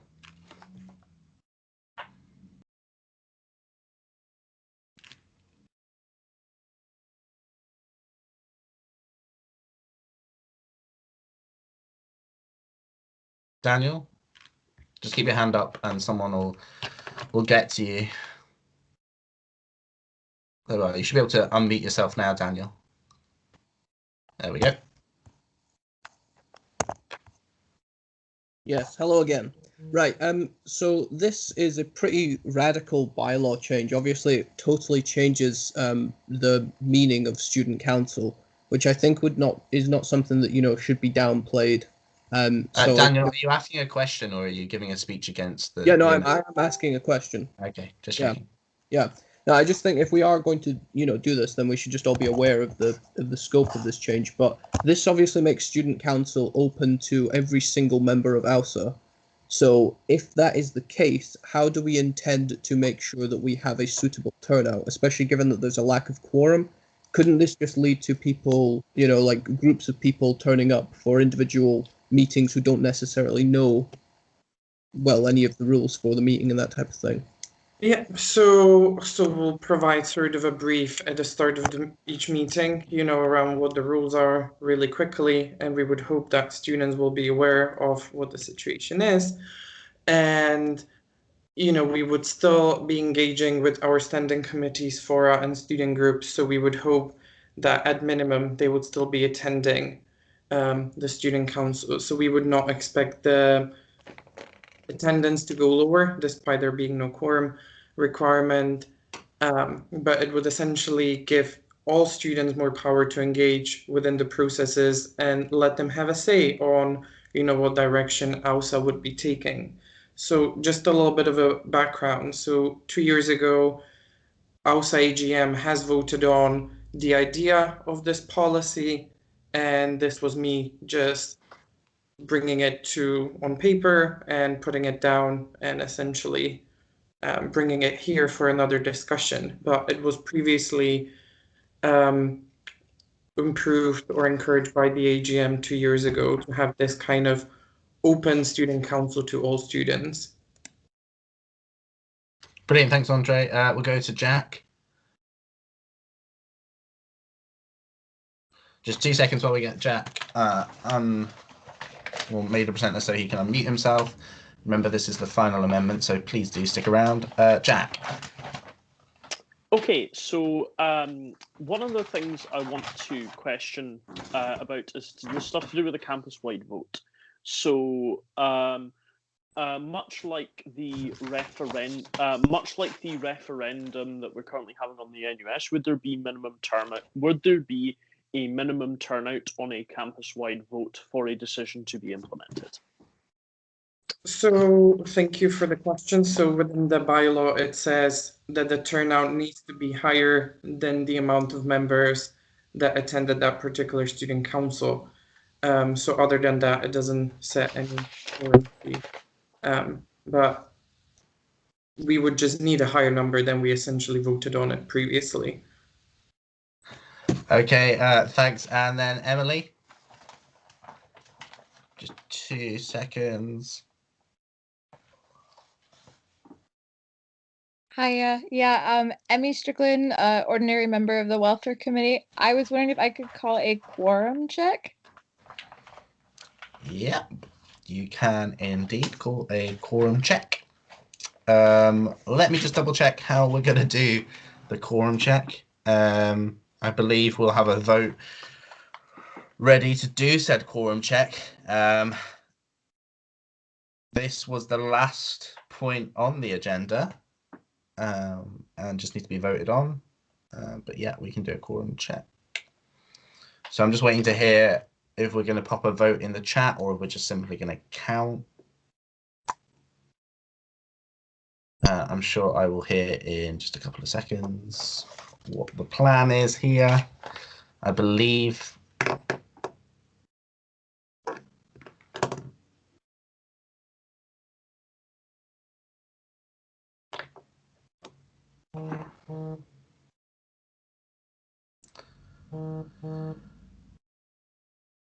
okay, just 2 seconds, just waiting on one more message to come in.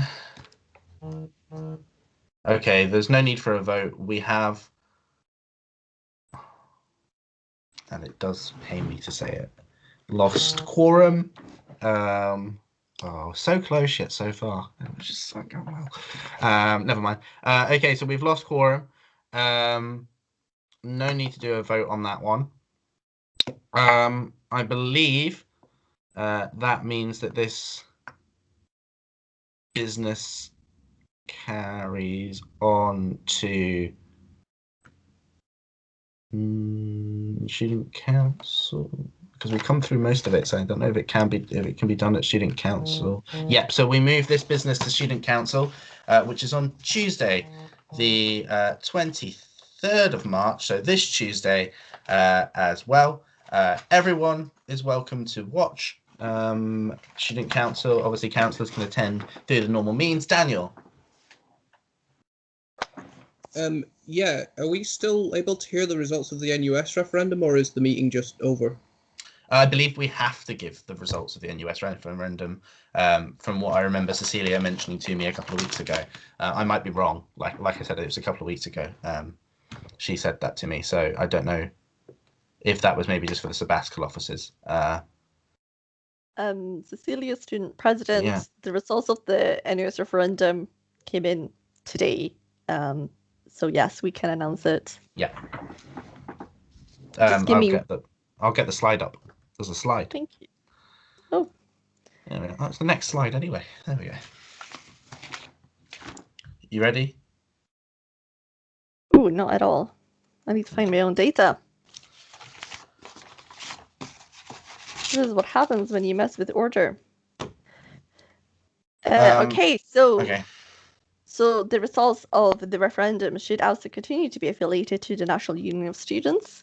We had a total of 265 students voting in this referendum, which means that the results will not have an impact and will not take any actions moving forward on this. I can tell you that out of all the students that voted, 199 voted to stay, 57 voted to leave, and 9 students abstained from voting. Okay, thanks. So that's the result of the US affiliation referendum result.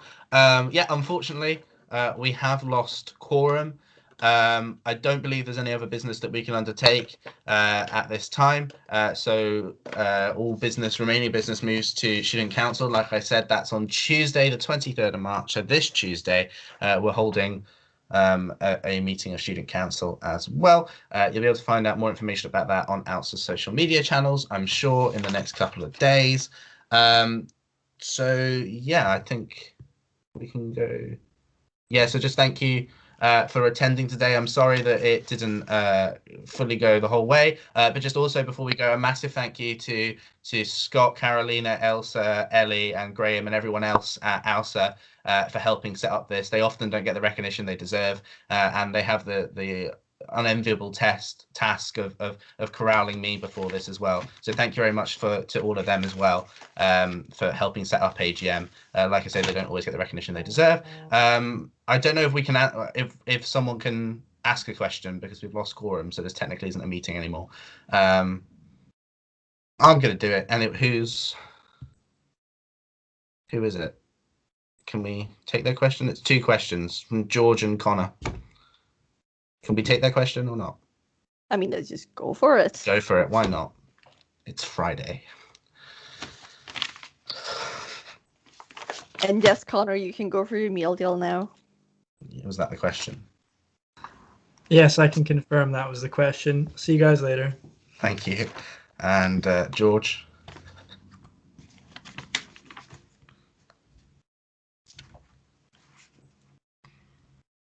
Or has George put his hand down? I think he has. No, he hasn't. He's there. George. George Taylor, Labour students. Could you just give us the numbers and percentage of the NUS referendum as turnout? As I mentioned, sorry, Student President, as I mentioned earlier, regarding the Saab election, we cannot give the percentage yet, as we're still waiting to confirm the exact number of students enrolled at university at this moment. But we do know that there's more. AUSA doesn't know how many students are enrolled at the university. We do need to double check if there's any students that has opted out of AUSA.